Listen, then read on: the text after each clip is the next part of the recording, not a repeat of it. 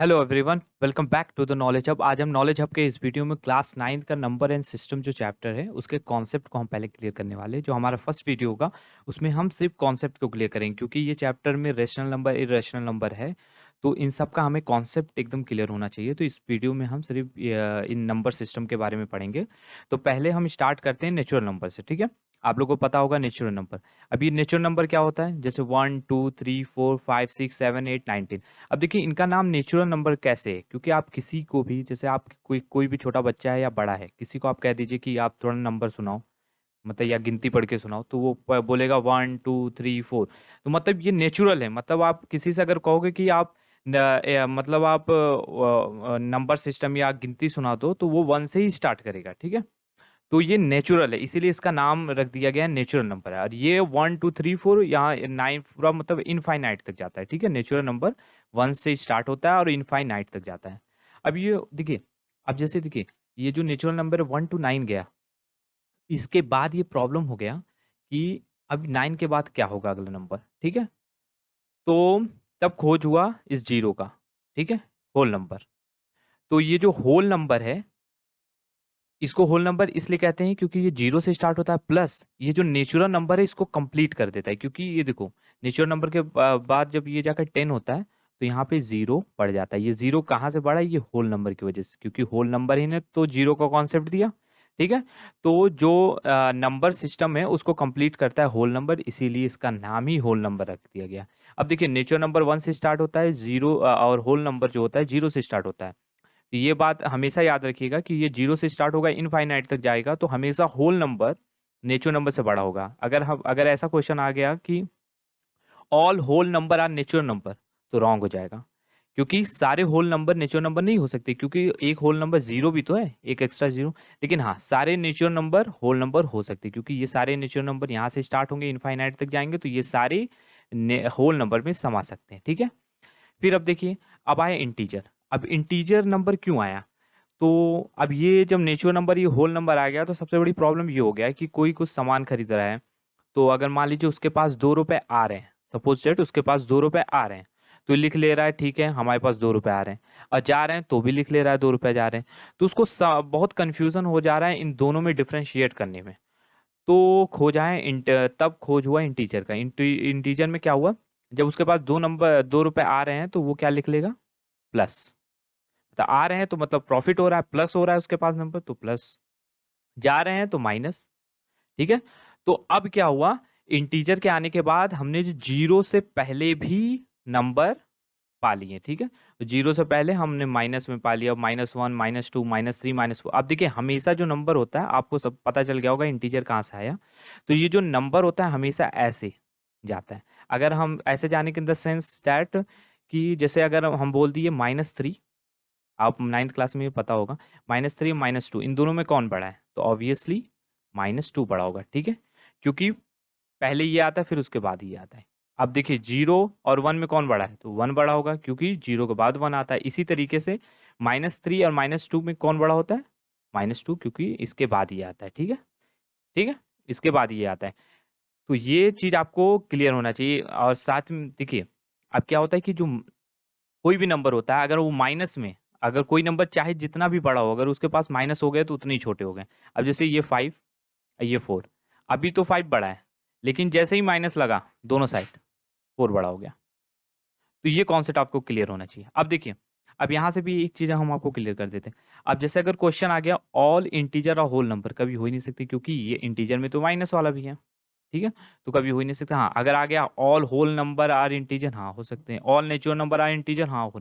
अब देखिए, यहाँ से हम बड़े, ऐसे हम एक तरीके से छोटे से बड़ा चल रहे हैं। सबसे छोटा यही है, फिर दूसरे नंबर पे ये, उससे बड़ा ये है, ठीक है। तो आइए नेक्स्ट स्लाइड में हम मतलब और भी जो नंबर है उनको देख लेते हैं।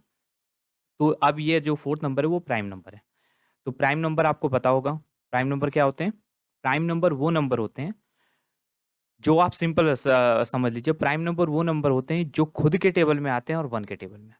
वन के टेबल में तो हर कोई आता है, ठीक है, वन के टेबल में तो हर कोई आता है। और खुद के टेबल में, जैसे आपको हम एग्जांपल देते हैं, जैसे आप ले लीजिए 2। 2 जो है वो खुद के टेबल से में ही आता है और सिर्फ वन के टेबल में आता है। 3 का एग्जांपल ले लीजिए, अब जैसे 2 प्राइम नंबर है, 3 प्राइम नंबर, 5 प्राइम नंबर है, 6 प्राइम नंबर नहीं हो सकता। क्यों? 6 जो होता है खुद के टेबल में आता है, 1 के टेबल में आता है, लेकिन 2 के भी टेबल में आ जाता है, ठीक है। 3 के टेबल में आ जाता है, मतलब डिवाइड हो जाएगा उससे, ठीक है। तो ये प्राइम नंबर नहीं हो सकता। 7 हो सकता है, हाँ 7 हो सकता है, क्योंकि 7 सिर्फ खुद के टेबल में आता है और 1 के टेबल में आता है। 8 हो सकता है, 8 नहीं हो सकता, क्योंकि अब देखिए प्राइम नंबर में आप एक चीज याद रखिए, जो इवन नंबर है, ये 2 इवन नंबर है, क्योंकि 2 से डिवाइड होता है। अभी हम इवन नंबर आगे पढ़ेंगे। तो प्राइम नंबर ये जो अब इसके 2 ही एक इवन नंबर है जो प्राइम नंबर, उसके बाद कोई भी आगे इवन नंबर प्राइम नंबर नहीं बनेगा, क्योंकि अगर कोई इवन नंबर प्राइम नंबर बना तो वो इजिली 2 से डिवाइड हो जाएगा, ठीक है। तो प्राइम नंबर वही होता है कि जो खुद से डिवाइड हो और 1 से डिवाइड हो। अगर 2 से डिवाइड हो गया तो जाहिर सी बात है वो प्राइम नंबर नहीं कहलाएगा। 11 प्राइम नंबर है, हाँ। 13 प्राइम नंबर है, हाँ। तो ऐसे ही जो मतलब खुद से डिवाइड हो रहे हैं और 1 से डिवाइड, देखिए कोई भी नंबर हो वो खुद से तो हमेशा डिवाइड होगा और 1 से डिवाइड होगा। बस ये चीज क्लियर होना चाहिए, वो सिर्फ खुद से ही डिवाइड हो और 1 से डिवाइड हो तभी वो प्राइम नंबर रहेगा। और जस्ट उसी का अपोजिट कंपोजिट नंबर होता है। कंपोजिट नंबर मतलब ये 4, मतलब उसका मतलब खुद से तो डिवाइड और 1 से डिवाइड सारे होंगे, लेकिन प्लस वो और भी नंबर से डिवाइड हो, जैसे ये 2 से डिवाइड हो रहा है तो ये प्राइम नंबर हो गया, 4 प्राइम नंबर हो गया, सॉरी कंपोजिट नंबर हो गया, 6 कंपोजिट नंबर हो गया, 8 कंपोजिट नंबर हो गया, 12 कंपोजिट नंबर हो गया, 9 कंपोजिट नंबर हो गया, क्योंकि ये खुद से भी डिवाइड हो रहा है और 1 से भी डिवाइड हो रहा है प्लस अदर नंबर से भी डिवाइड हो रहा है, ठीक है। अब इवन नंबर की बात कर लेते हैं। इवन नंबर क्या है? इवन नंबर तो बहुत ही ईजी होता है, जो 2 के टेबल में, सिंपली हम कह सकते हैं जो 2 के टेबल में आता है, 2 1 जा 2, 2 2 जा 4, 2 3 जा 6, सो ऑन, इनफाइनाइट चलते रहिए, वो सारे इवन नंबर होता है। और इन अदर वर्ड हम कह सकते हैं जो नंबर 2 से डिवाइड हो जाए वो इवन नंबर होता है। और जस्ट उसी का अपोजिट, ठीक है, जस्ट इवन नंबर का अपोजिट हो जाएगा कि जो नंबर 2 से डिवाइड ना हो वो ऑड नंबर होते हैं, जैसे 1 3 5 7, ठीक है। तो ये आपको पता होना चाहिए। तो आइए अब देखिए, prime number, composite number, even number, odd number हमने पढ़ लिया। अब नेक्स्ट नंबर की तरफ बढ़ते हैं, रेशनल नंबर, जो हमारा टॉपिक भी है नंबर सिस्टम में। क्लास 9th में हमें रेशनल और इरेशनल में ही तो डिफरेंशिएट करना है। तो देखिए रेशनल नंबर आपको सिंपल लैंग्वेज क्या है, तो वो नंबर जो p बाई क्यू के फॉर्म में रहे, मतलब जिसको हम फ्रैक्शन फॉर्म में लिख सकते हैं, उसको रेशनल नंबर कहते हैं। लेकिन यहाँ शर्त ये है कि q जो है 0 नहीं होना चाहिए, ठीक है। q जो है मतलब जो डिनोमिनेटर है वो 0 नहीं हो सकता, ठीक है। सपोज दैट 2/3, ठीक है, जैसे सपोज दैट 2/3 ये हो गया मान लीजिए रेशनल नंबर, लेकिन 2/0 रेशनल नंबर नहीं हो सकता, ठीक है।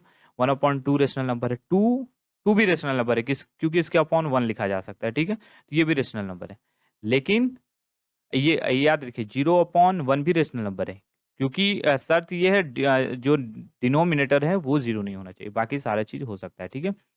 अब देखिए ये भी रेशनल नंबर है, ठीक है, माइनस के फॉर्म में तो भी रेशनल नंबर है।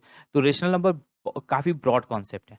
अब देखिए अगर आप एक चीज याद रखिएगा, जैसे आपको यहाँ पे टर्मिनेटिंग नॉन टर्मिनेटिंग पढ़ना होगा। जैसे हमारा जो डेसिमल सिस्टम है, रेशनल नंबर को और अच्छे समझने के लिए आपको डेसिमल समझना होगा। डेसिमल्स, जो डेसिमल्स है वो 2 पार्ट में डिवाइड होते हैं, terminating, terminating, non terminating, non terminating, ठीक है।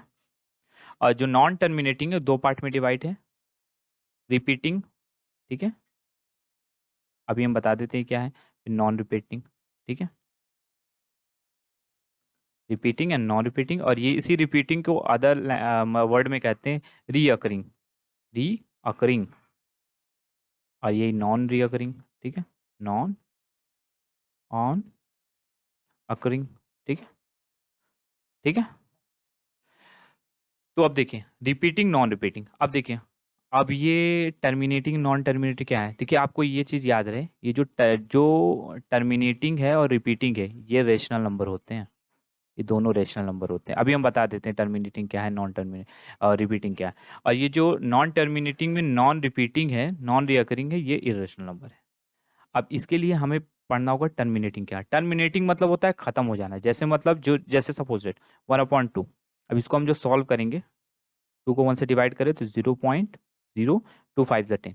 अब देखिए यहाँ के बाद जाके ये क्या हो जा रहा है, खत्म हो जा रहा है, क्योंकि यहाँ रिमाइंडर 0 हो जाए, मतलब ये टर्मिनेट हो जा रहा है। जो नंबर टर्मिनेट हो जाए वो रेशनल नंबर है। आप देखिए जरूरी नहीं हर नंबर जो फ्रैक्शन के फॉर्म में हो वो क्या कहते हैं कि वो हमारा क्या कहते हैं कि रेशनल नंबर हो जाए, ऐसा नहीं है। उसको हमें पता करने के लिए हमें पता करना होगा कि क्या वो टर्मिनेटिंग है या रिपीटिंग है या नहीं। अब रिपीटिंग का ले लीजिए, जैसे 1 को अगर हम 3 से डिवाइड करें तो 0 पॉइंट बढ़ा के 0 उतारेंगे, फिर 3 3 ज़ा 9, फिर 1 पॉइंट बढ़ा के 0, 3 3 ज़ा 9, फिर 1 पॉइंट बढ़ा के 0। अब देखिए ये क्या होगा, 0.3333 यहाँ पे 3 रिपीट कर रहा है, तो हम इसके ऊपर जो 3 जो रिपीट कर रहा है इसके ऊपर ऐसे बार लगा देंगे। और हमने जैसा कहा कि डेसिमल में जो टर्मिनेटिंग होता है वो रेशनल नंबर तो होता है, और नॉन टर्मिनेटिंग मतलब ये खत्म नहीं हो रहा है, टर्मिनेट नहीं हो रहा है, लेकिन ये रिपीट कर रहा है, रिपीट कर रहा है, तो ये क्या है, रेशनल नंबर। ये भी क्या है, और जैसे कुछ कुछ नंबर होते हैं उनको डिवाइड करने के बाद वो रिपीट तो मतलब नॉन टर्मिनेटिंग तो होते हैं, जैसे वो मतलब लेकिन रिपीट नहीं करते, मतलब वो अलग ही अलग जाते रहते हैं, ऐसे अलग अलग मतलब अलग ही अलग जा रहे हैं, ठीक है। तो ये जो हो गए इरेशनल। आज सिंपल लैंग्वेज में ये समझ लीजिए जो नंबर रेशनल नंबर नहीं है वो इरेशनल है। अब इरेशनल का अगर एग्जाम्पल देखा जाए तो पाई, पाई जो है इरेशनल नंबर है 22/7। √5 इरेशनल नंबर है, इसको आप सॉल्व करेंगे जब √5 को, तो ये क्या होगा, नॉन टर्मिनेटिंग में नॉन रिपीटिंग जाएगा, ठीक है। नॉन टर्मिनेटिंग में नॉन रिपीटिंग मतलब ये रिपीट ही नहीं होगा, तो रिपीट नहीं होगा तो हमने जैसा बताया कि रेशनल नंबर सिर्फ 2 ही होते हैं, टर्मिनेटिंग और नॉन टर्मिनेटिंग में रिपीटिंग होना चाहिए। नॉन टर्मिनेटिंग में नॉन रिपीटिंग जो होता है वो रेशनल नंबर नहीं हो सकता, वो इरेशनल होगा, ठीक है। और पाई का एग्जांपल सबसे बेस्ट है। और real number, real number simple आप समझिए सबसे इजी नंबर है। ये देखिए, all irrational number and rational number is equal to real number, सारे, ठीक है। तो रियल नंबर सबसे बड़ा है। अगर कह दिया कि सपोज दैट और रेशनल नंबर इरेशनल नंबर है रियल नंबर, हाँ करेक्ट, ठीक है। अगर कह दिया और रियल नंबर, क्या इरेशनल नंबर होगा, नहीं, इनकरेक्ट हो, क्योंकि रियल नंबर पे इरेशनल भी तो है, ठीक है। तो और सारे रेशनल नंबर इरेशनल नंबर, सारे रेशनल नंबर रियल हो सकते हैं, सारे इरेशनल नंबर रियल हो सकते हैं, लेकिन सारे रियल नंबर रेशनल नंबर नहीं हो सकते। ये आपका जो हम एक्सरसाइज सॉल्व करेंगे तो इससे रिलेटेड उसमें क्वेश्चन है, ठीक है। तो एक्सरसाइज जो हमारा 1 पॉइंट मतलब जो पहला चैप्टर है क्लास 9 का वो काफ़ी इजी है, बस इसमें कॉन्सेप्ट क्लियर होना चाहिए। तो टर्मिनेटिंग नॉन टर्मिनेट, अब देखिए जो आपका एक्सरसाइज 1.4 है उसमें यही है, आपको डिवाइड करके सिर्फ पता ही करना है कि कौन सा नंबर टर्मिनेट हो रहा है, कौन सा नॉन टर्मिनेट हो रहा है। अगर नॉन टर्मिनेट हो रहा है तो रिपीट कर रहा है कि नॉन रिपीट हो रहा है, तो आपको ये पता होना चाहिए। अब देखिए जैसे हमने ये नेचुरल नंबर आपको बताया, होल नंबर बताया, इंटीजर बताया, और ये हमने अलग से आपको prime number, composite number, even number, odd number बताया। इन सब से बड़ा होता है रेशनल नंबर, ठीक है। और जो नंबर रेशनल नहीं है वो इरेशनल, और सबसे बड़ा रियल होता है।